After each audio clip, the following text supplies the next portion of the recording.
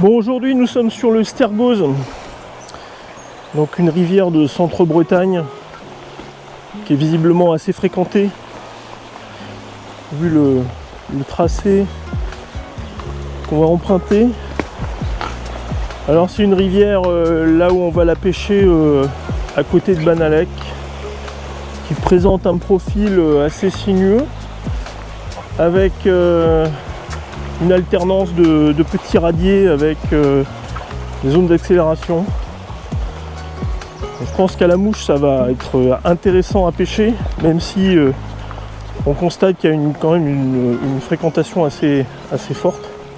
J'ai dû croiser 2 pêcheurs déjà depuis que je suis arrivé.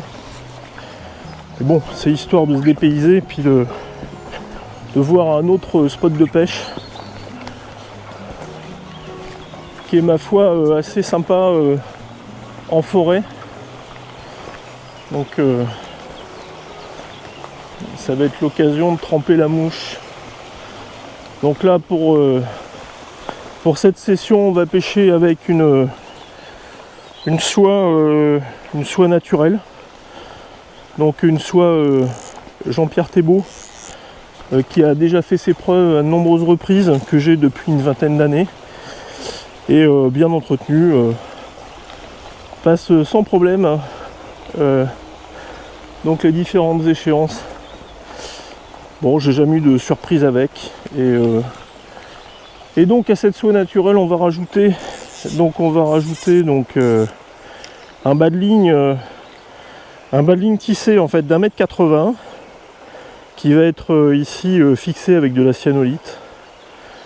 Donc il y a la terminaison en fait de ce baling tissé qui permet en fait d'avoir vraiment une continuité naturelle de la performance aérodynamique en fait de la soie. Et bien on va fixer en fait le baling qui est prévu. Alors là j'utilise en fait les trois balings différents, mais qui sont du même fabricant. Donc c'est le baling très réputé allemand qu'on utilise régulièrement. Et donc ensuite je vais fixer ma mouche, et là je vais fixer un mouche avec un tag rouge, de manière à ce que la mouche soit bien visible dans les courants, qu'elle puisse évoluer, qu'elle flotte bien haut, et ça nous permettra certainement de déclencher quelques attaques. Donc la rivière elle fait à peu près 3-4 mètres de large, mais on voit très bien les caches des truites potentielles. Donc l'avantage de la soie naturelle, c'est qu'on va pouvoir avoir quand même la possibilité de pêcher en sèche sans forcément draguer sur la soie, parce que la soie en elle-même en fait se love avec les méandres en fait du courant. Donc, ce qui évite en fait de tirer sur la soie de manière préventive, comme on pourrait avoir en fait le phénomène avec une soie artificielle.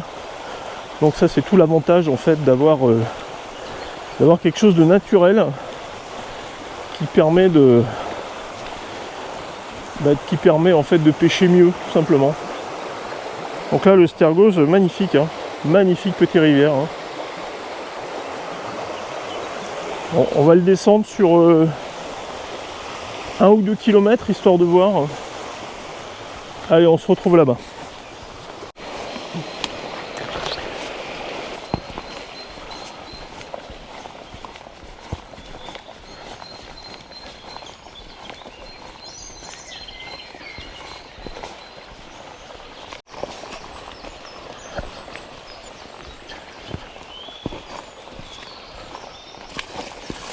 Ouais, c'est magnifique hein, comme endroit. Là on attaque une partie un peu plus intime de la rivière, où moins de pêcheurs doivent s'aventurer certainement, parce que on voit que le chemin n'est pas forcément hyper entretenu. Donc beaucoup de renoncules, des caches naturelles en fait pour les poissons, là où ils viennent s'alimenter. Puis ensuite des petits plats avec des profondeurs, donc c'est intéressant. Vraiment ça vaut le détour. ça va être plaisant à pêcher.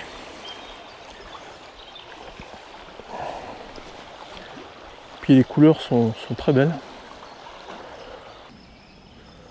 Donc là, ce qui n'est pas évident, c'est qu'on est dans les herbiers. Alors les herbiers, forcément, ça abrite un petit peu de vie, hein.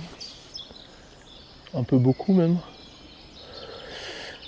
Et donc du coup, ça peut faire cuire potentiellement des poissons sur la partie amont.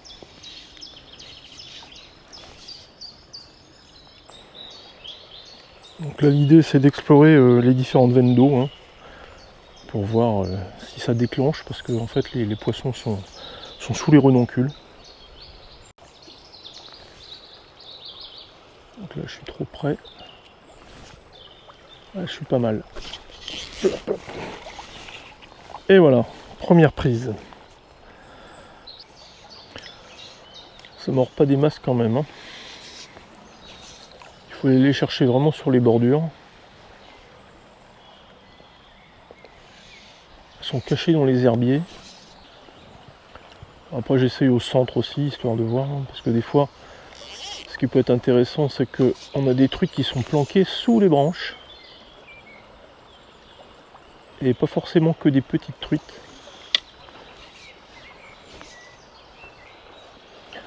On va essayer de les pêcher sur les bordures. Là où elles ont le moins d'efforts à fournir. Toujours pareil, quand on sait lire la rivière, après il faut chercher les postes. Et voir où elles sont susceptibles d'être. Donc là j'en ai raté une ici. Là. Bon, je pense qu'elle doit être proche de la branche. Elle doit attendre la nourriture là-bas. Voilà, c'est pas mal là, un peu plus haut. Comme c'est du poisson qui est assez pêché, donc c'est un poisson qui doit être assez difficile, je pense, à prendre. Un petit peu éduqué quand même.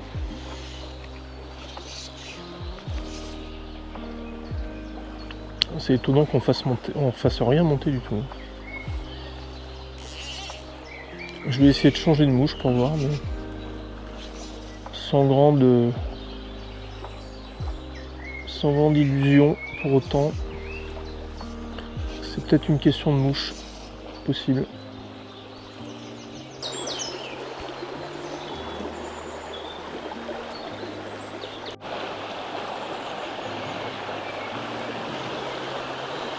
Ah, petite attaque là. Ah, là-bas, ça s'est retourné là. Allez, on va monter plus haut. Là, c'est vraiment dommage parce que le coin est magnifique. Ah, il doit y avoir des grosses mémères là-dedans. En plus, c'est bien oxygéné là. Ouais, c'est dommage. Faut bien ramener la soie là pour éviter que la mouche elle drague.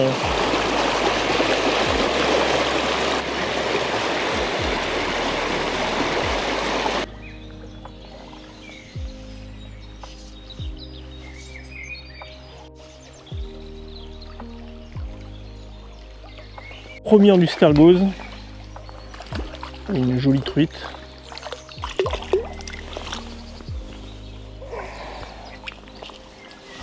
Ouais.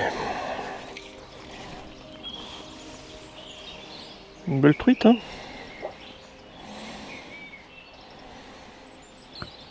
Allez, on va la libérer. Toujours avec les mouches tabana.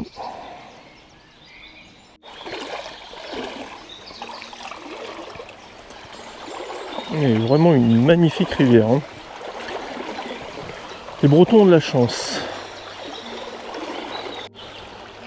Donc là on arrive sur une zone qui peut être intéressante.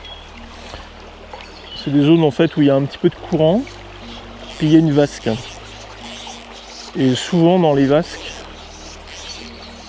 il y a du poisson. Voilà, dans ces vasques là. Donc là, on va lancer. Alors, s'il y en a une dedans, normalement elle doit monter, hein. Bah, visiblement il n'y a rien.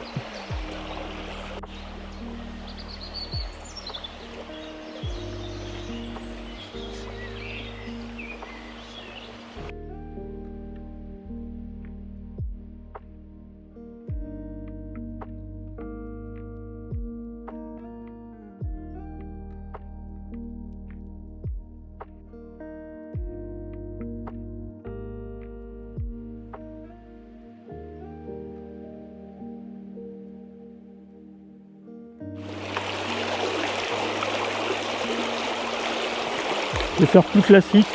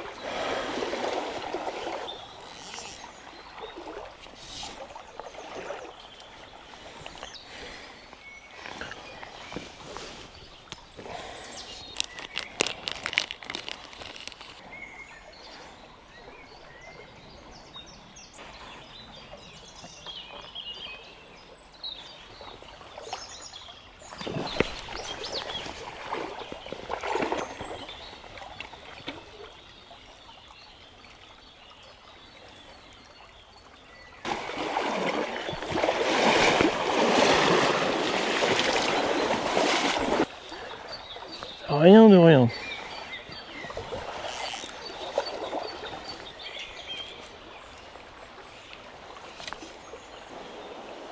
Et une belle coulée là. Hein.